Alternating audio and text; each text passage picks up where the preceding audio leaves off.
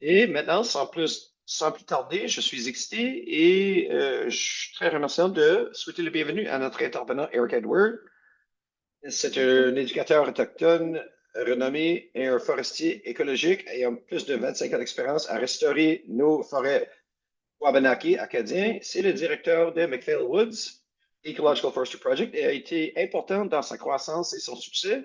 Au cours des années, Eric a aidé à construire le Sharing a Love for Nature, le camp d'été, et l'école de Woodland Ecology. En 2023, il a aussi offert aux enseignants un guide à l'éducation naturelle qui introduit son approche unique à l'éducation écologique, sa concentration étant sur le développement de langage d'apprentissage. Alors, sans plus attendre, bienvenue Eric et merci pour présenter aujourd'hui. Merci Mounaka. Oh, je vais juste partager mon écran.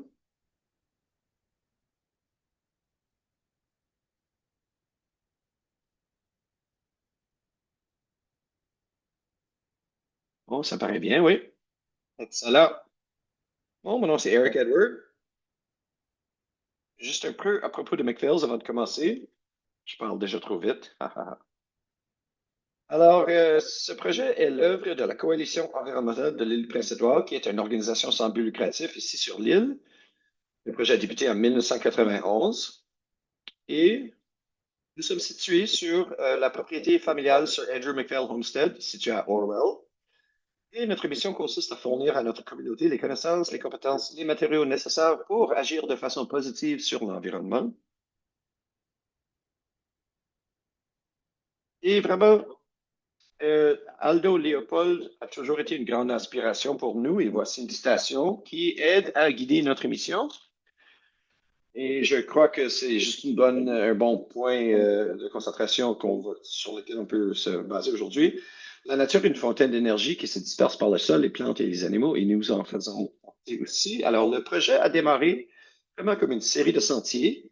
Gary Schneider, le fondateur, il a été demandé de créer un système de sentiers sur le terrain historique et il a perçu comme étant une opportunité incroyable de démontrer des pratiques de foresterie écologique, en particulier comme un alternatif aux méthodes traditionnelles qui s'étaient coupées à clair et des plantations. Pour y arriver, l'île du Prévisoire a vraiment une longue historique d'utilisation agressive des terres. Chaque pied carré a été coupé et a résulté dans la perte de biodiversité, d'âge, de taille, et donc nos forêts sont pas mal abattues. Et pour la restauration, Gary a réalisé qu'il devait avoir accès aux espèces indigènes et il a commencé un petit entrepôt pour les espèces, plus que des arbres. Il a fait la collecte des graines, des buissons, pas mal toute la faune et la flore, c'est-à-dire, et a utilisé ces données dans ses travaux de restauration. En 1991, et c'est avant l'époque où les espèces indigènes ont été plus acceptées comme étant une composante importante de la restauration. Alors, avec la déforestation il a fait l'éducation un point central du travail qu'on fait ici à McPhail. Alors, dès le départ, c'était engager les communautés, les groupes scolaires. On fait beaucoup. Alors, le tout a continué à croître. De ce que vous avez vu, ça croît au cours des dernières 35 ans de pépinière, c'est-à-dire, nous avons, initialement, on avait juste une petite bâtisse avec quelques pelles et ici. Éventuellement, on a restauré une grange, créé un centre de nature. Et aujourd'hui, nous avons au-delà de 5 acres de pépinières naturelles et un centre naturel incroyable dans lequel on fait toutes sortes de travail de formation et d'éducation. Alors, juste une note rapide sur les espèces indigènes. Dès le départ, Gary savait que si on allait travailler, on devrait travailler avec les plantes qui ont évolué avec notre faune. Alors, lui adore observer les oiseaux. Et donc, pour lui, c'est une connexion naturelle entre les espèces d'oiseaux, de plantes et juste l'écosystème en général. Et lui a réalisé que toutes ces connexions sont essentielles à la restauration. Alors, par exemple, cet oiseau, sa migration a eu lieu en même temps que notre pépinière. Et c'est juste un parmi une nombreuses connexions entre ces espèces. Alors, si on n'est pas créé des communautés en santé dans notre écologie, on veut vraiment travailler avec les espèces qui ont évolué ici, localement, au cours des dernières 10 000 années. Alors, en ce moment, dans la pépinière, nous avons au-delà de 150 espèces d'arbres, de buissons, de toutes sortes de verdures, et on utilise ça, ces ventes, pour supporter notre projet et dans nos travaux de restauration. Et on cible les espèces rares autant que possible parce qu'à l'île du Prince-Édouard, nous avons perdu plus d'espèces que d'autres provinces et donc on a vraiment travaillé à restaurer ces espèces. Des choses telles que witch hazel, toutes sortes de différentes fleurs et ce sont toutes des espèces qui n'existaient sur un ou deux terrains à l'île du Prince-Édouard, mais maintenant sont beaucoup plus répandues.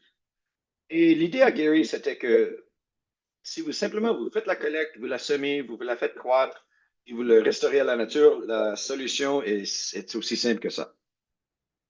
On fait aussi de l'éducation, alors on a des camps d'été tels que mentionné. L'objectif étant d'amener les enfants d'être confortables dans la nature jusqu'au point d'avoir des connaissances et d'être capables dans la nature. On commence à l'âge de 6 ans et jusqu'à 16 ans et par la fait, eux peuvent créer leur propre abri, cuire leur nourriture, allumer leur feu, mais le faire de manière que c'est restauratif autant que possible. On leur apprend d'identifier des espèces. Alors, lorsqu'ils font les choix à propos, ils savent comment améliorer la forêt autour d'eux. On fait des visites sur site à l'école. On développe beaucoup de contenu, des livres, des outils formatrices. Supporter les enseignants, ça a été un grand succès. Le livre que nous avons publié est excellent pour les enseignants. Ça se concentre sur notre approche à la nature, qui est fondée sur l'idée d'apprendre les langages et utiliser les langages pour nous aider à voir ce qui est devant nous. Au lieu de les apprendre à identifier des espèces, on est concentré sur tous les aspects de n'importe quel sujet qu'on discute. Alors, par exemple, si c'est les oiseaux, si on peut décrire leurs caractéristiques, on peut en extraire beaucoup d'informations de nos observations et à la fin le connecter à un nom. Alors, sans avoir les mots-clés, on va perdre la capacité de voir ce qui est devant nous. L'année passée, nous avons animé 88 événements. Certains sont des formations de une semaine, on a des congrès d'enseignants.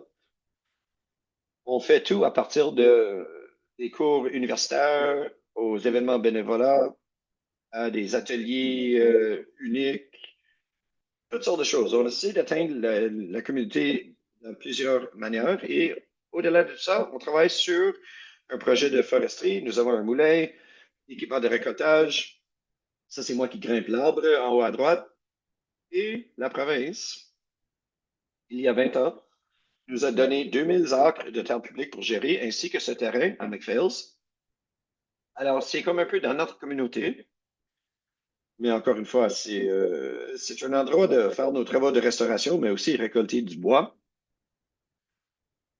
Et notre modèle de foresterie, notre objectif, c'est de toujours définir l'aménagement forestier en faisant de la production de bois d'œuvre un sous-produit de sa fonction première, qui serait soutenir la diversité biologique et préserver la santé à long terme de l'écosystème. Et ça, c'est une citation de Dr. Ken Lutzman. Et encore une fois, c'est extrêmement important, particulièrement dans le contexte dans lequel on est aujourd'hui et qu'on discute, en pensant comment nous interagissons avec les forêts dans un climat changeant et parmi ces événements extrêmes qui ont lieu. Comment nos actions affectent-ils la résilience des forêts? Et vraiment, comment peut-on même songer et penser à propos de la résilience? Alors, moi, je ne suis pas un expert dans ni un ni l'autre de ces sujets. Alors, ce sont mes opinions. Avoir travaillé et vécu ces événements, je pense que c'est une bonne manière de le dire. C'est une histoire. Et vraiment, je voulais juste partager mes pensées sur où on est situé en termes de créer un cheminement vers l'avant pour les forêts et la santé forestière. Alors, sur l'île du Prince-Édouard, il y a trois 4 ans, on avait l'ouragan Fiona. C'était un événement important et avec plein de dégâts, résultat du changement climatique. Et en dedans de 4 heures, j'ai témoigné beaucoup de mes travaux se faire juste éliminer. Les forêts qu'on travaillait et on semait et on taillait, créait des sentiers. Ça a simplement disparu. Et c'est un événement, un sinistre affreux. En haut à gauche, c'était la route d'entrée chez McPhail. C'était rempli d'arbres et c'était partout sur l'île. Nous avons passé la première semaine simplement à travailler dans la communauté, à libérer les gens de leur maison. Et une fois qu'on a pu accéder à nos forêts, c'était choquant. La photo à droite, vous voyez un arbre qui a tombé dans l'orage, dans la tempête, c'est-à-dire. Et c'était vraiment une leçon profonde à propos de l'utilisation des terres et ses effets sur la résilience forestière. Et sur l'île du Prince-Édouard, la forêt est si fragmentée qui fait en sorte qu'une grande partie de ce qu'on traite avec ces types d'ouragans, c'est comment peut-on créer de la connectivité dans nos forêts.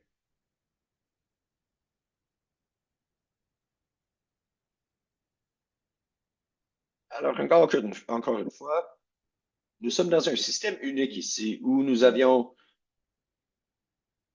subi des décennies d'intervention humaine au niveau des forêts. Nous avons créé de nouveaux cycles, des cycles de changement ont altéré la manière que la nature agit et réagit. Certainement à l'île du Prince-Édouard, nous avons fait ceci. Et donc, nos forêts sont moins résilientes, mais encore plus, nous avons créé des sortes de rétro en termes de ce qui se passe. Alors, nous avons des forêts qui sont plus susceptibles au vent et aux feux de forêt, mais ces événements créent des forêts qui sont plus susceptibles aux infestations d'insectes qui créent une chance plus élevée de feux de forêt. Alors, on crée des causes qui créent d'autres causes, qui créent d'autres causes, et on voit ça partout dans le monde. C'est pas seulement ici, dans les maritimes, mais partout dans le monde. Et je pense que beaucoup de ces problèmes surviennent provenant de comment on pense aux résultats qu'on reçoit d'un forêt. Typiquement, on pense des valeurs écologiques, sociales et économiques étant provenant de nos forêts. Cependant, je crois que c'est un problème parce que vraiment deux d'entre eux sont nécessaires, des choses naturelles et réelles, et l'autre est un concept abstrait. Alors, pour les mettre sur un champ égal, ou comme étant trois piliers, peut être confusant. Alors, encore une fois, pour revenir au point de Ken Lertzman, l'objectif principal d'un forêt, c'est de nous fournir les composantes essentielles qui peuvent créer et soutenir la vie sur la planète. Ça doit être priorité. Alors, on veut vraiment penser à changer ces piliers pour devenir des briques. Et à la base, nous avons l'écologique, les valeurs et les résultats. En haut de ça, nous avons social, la communauté, et ainsi de suite. Et en dernier, les impacts économiques. Et encore une fois, ils sont tous interreliés, interconnectés et peuvent se relier les uns aux autres. Et évidemment, on a besoin de développer des résultats économiques. Mais on ne peut pas faire ça en causant un dégât à notre système écologique. Et on découvre ça de façon dramatique maintenant, comme on voit, comme nous avons enlevé la résilience écologique de nos forêts, les effets sont extrêmes maintenant et ces feedback loops sont très réels. Je veux juste aborder l'histoire de ce qui s'est passé à l'île du Prince-Édouard parce que c'est une bonne manière d'examiner ce qui se passe dans le monde. Alors, après l'époque de colonisation, l'île du Prince-Édouard avait une forêt sur toute la superficie. Et immédiatement, ça a été éclairé, à la fois pour l'agriculture, mais aussi pour la vente de bois. Ça a aussi alimenté une industrie de construction de navires et ces navires ensuite ont été envoyés en Europe avec du bois et beaucoup de richesses ont été générées par ce processus. Ces forêts sont devenues des fermes. Les fermes, par la suite, le système énergétique a été basé sur le foin et nourrir les chevals. Alors, le, Et le point le plus bas qu'on avait une couverture forestière sur l'île, c'était pendant la Confédération. Depuis ce temps-là, nous avons gagné un peu de forêt. Alors, à cette époque-là, il y avait presque plus de forêt du tout. Et après la Deuxième Guerre mondiale, beaucoup de ces champs ont été abandonnés et colonisés par une épine blanc. Typiquement, c'est une espèce côtière qui poussait en rangée. Et le milieu d'un champ, c'est beaucoup comme la côte. Et une fois que les terrains ont été abandonnés, ces arbres ont par la suite colonisé beaucoup de l'île.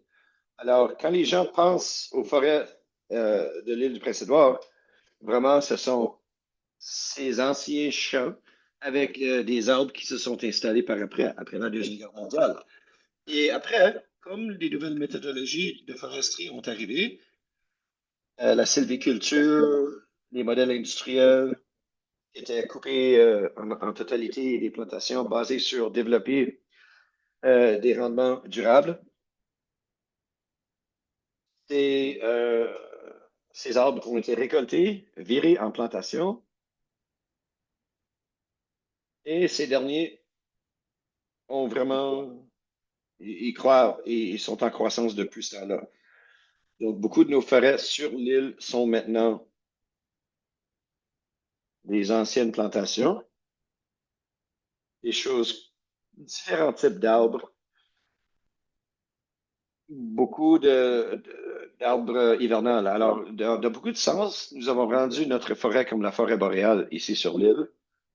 Et encore une fois, le modèle, la science, le modèle a été basé sur développer un produit forestier, du bois qui pourrait être transformé en planches, vendu. Et c'est un peu ça que toute la science et la maths étaient basées sur créer un système qui pourrait développer ce produit de façon consistante.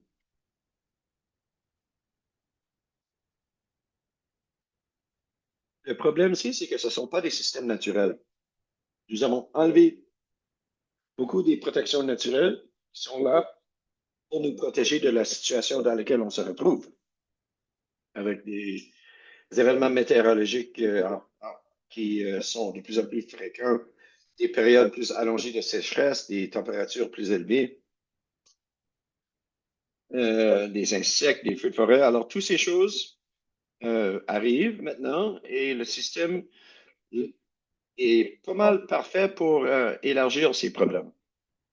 Et on voit ceci partout dans le monde, non seulement à l'île du Prince-Édouard, mais comme les montagnes Hertz en Allemagne,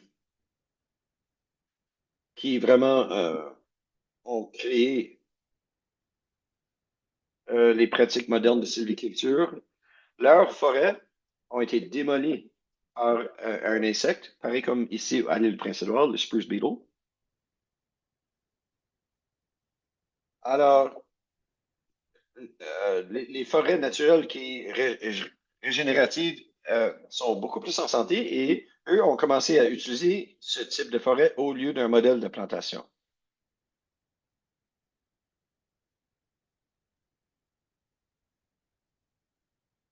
Je vais juste commencer ici pour un instant. Voilà.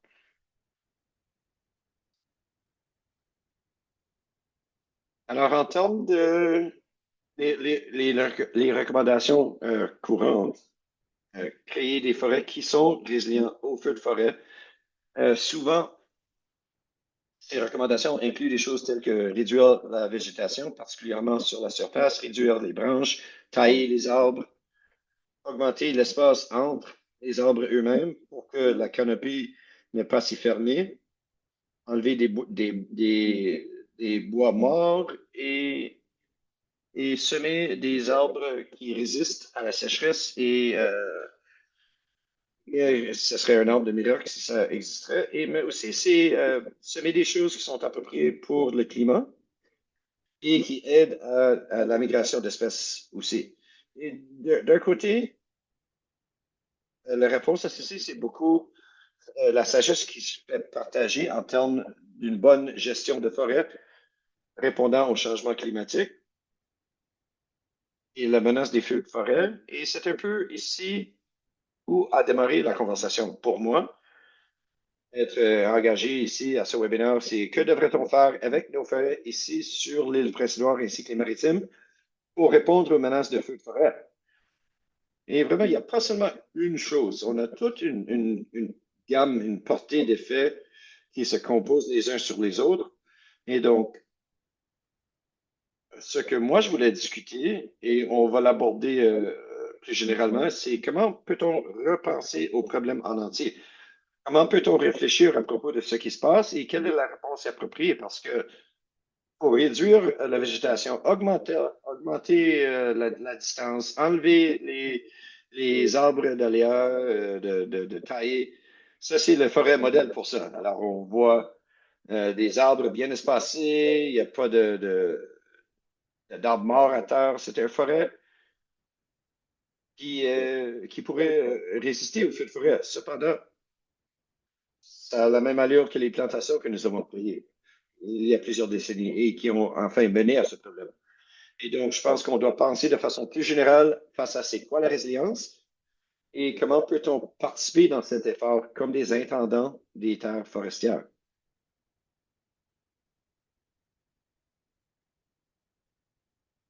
Alors, juste une note rapide. Ces efforts de réduire l'incidence de feux de forêt ont eu des effets négatifs aussi. Alors, dans le sud-ouest des États-Unis, la forêt ponderosa sont en déclin important, partiellement dû au fait qu'eux ont espacé leurs arbres, ils ont limité le montant de feux de forêt avec des brûlures contrôlées et ça mène aux morts d'espèces matures, comme la sécheresse a augmenté parce qu'il y a plus d'évaporation, comme l'espace a permis plus de lumière de soleil à atteindre le plancher du forêt. Ça a eu lieu en Angleterre aussi et ça se passe un peu partout dans le monde. Donc, à l'île Prince-Édouard et aux Maritimes, notre type de forêt est unique.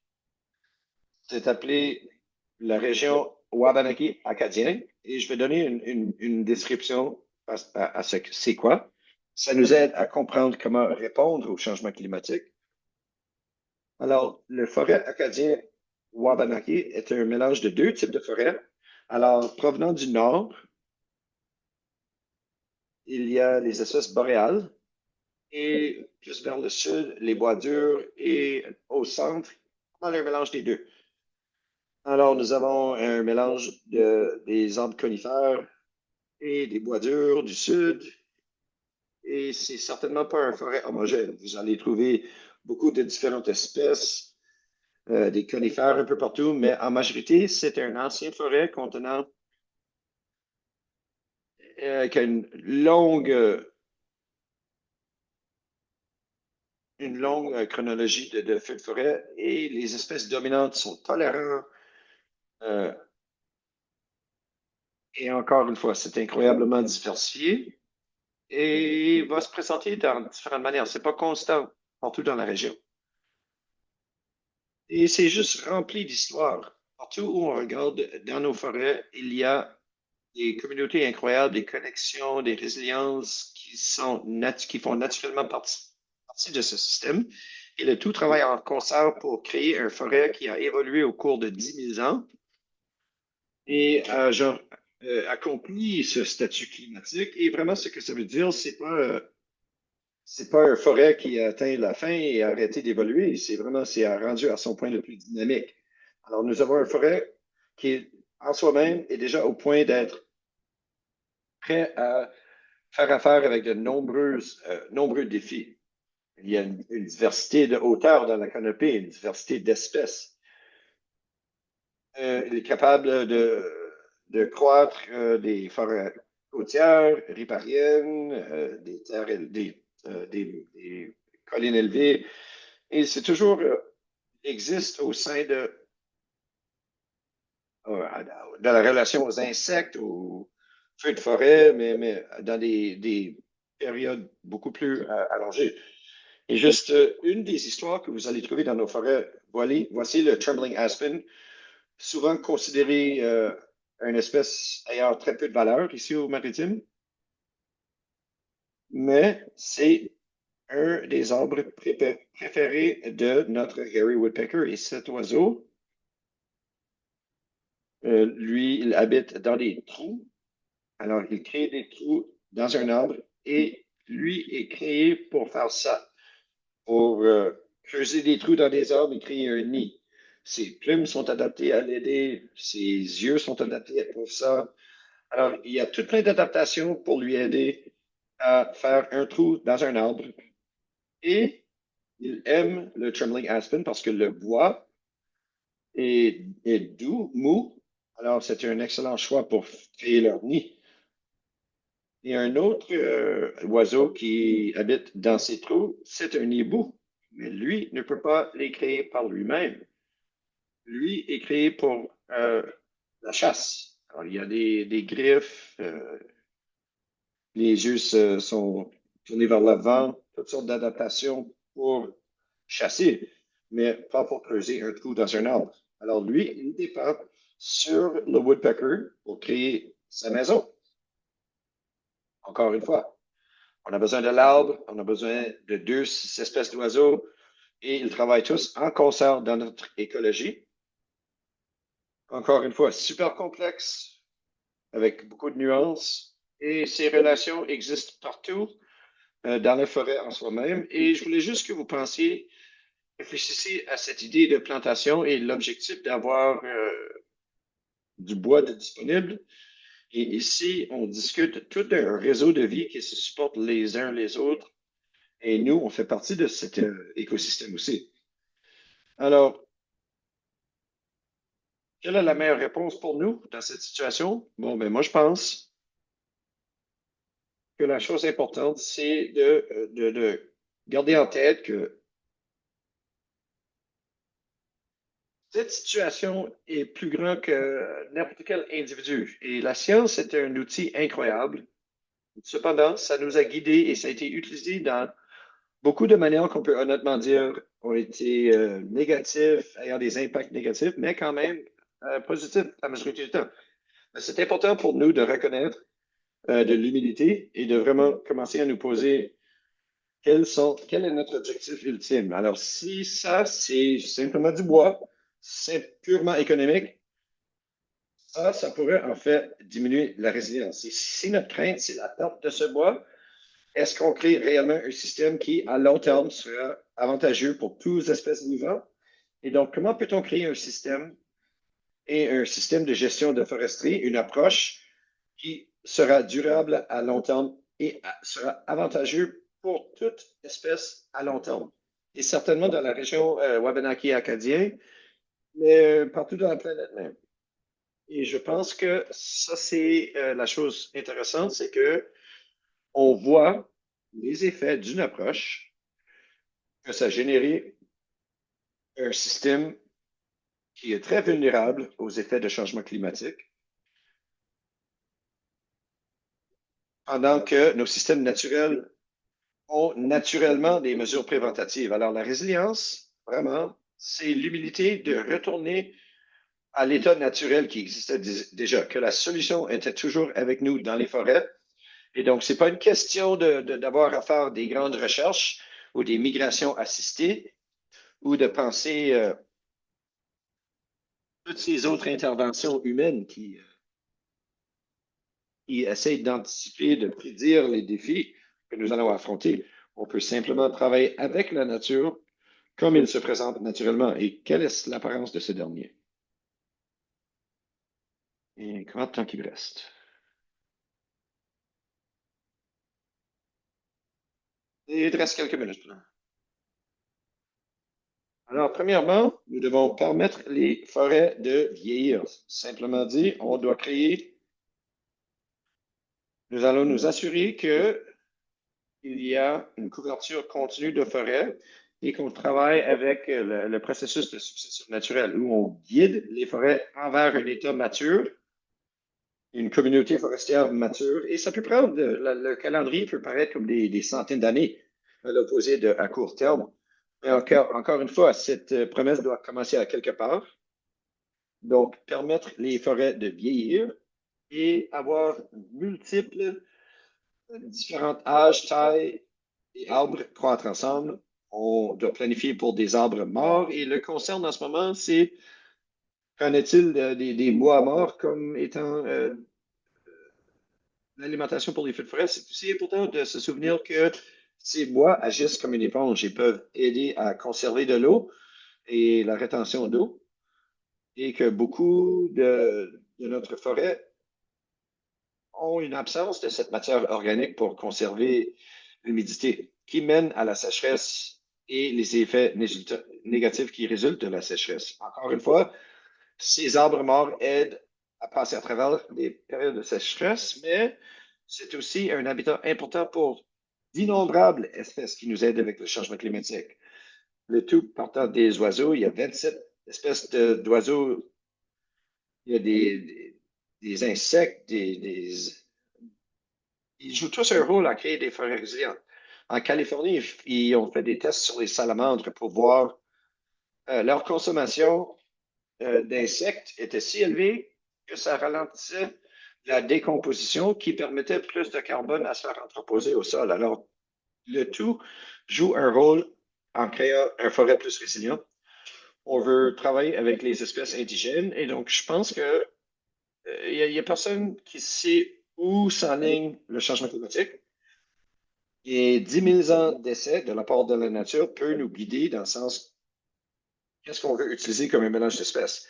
Ça peut changer, mais je pense que le changement doit être comme la nature nous guide. Mais en ce moment, et certainement à l'île du Prince-Édouard, nous avons un groupe d'espèces qui sont très, très bien personnalisées à s'adapter au changement climatique ici sur l'île. Il y a des anciennes espèces à longue durée, des choses comme des érables de sucre, hemlock, diverses espèces d'arbres, des espèces rares comme ironwood, bois de fer, des buissons, et chacun d'entre eux jouant des rôles différents, que ce soit créer des sources d'alimentation, des opportunités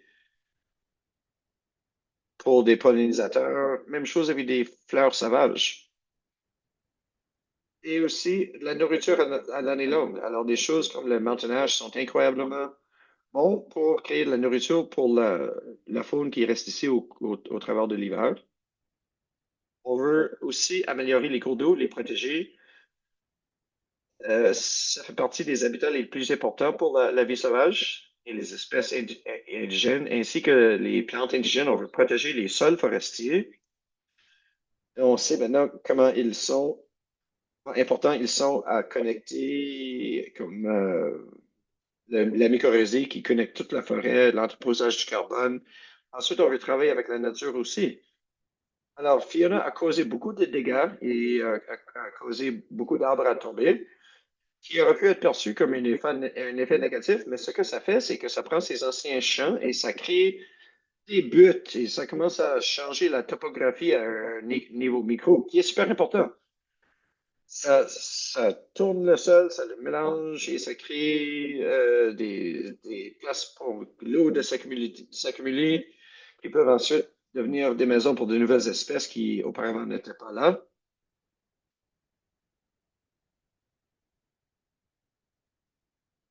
Et aussi, on veut toujours favoriser la complexité. Alors, des forêts essaient toujours de créer des systèmes complexes et divers.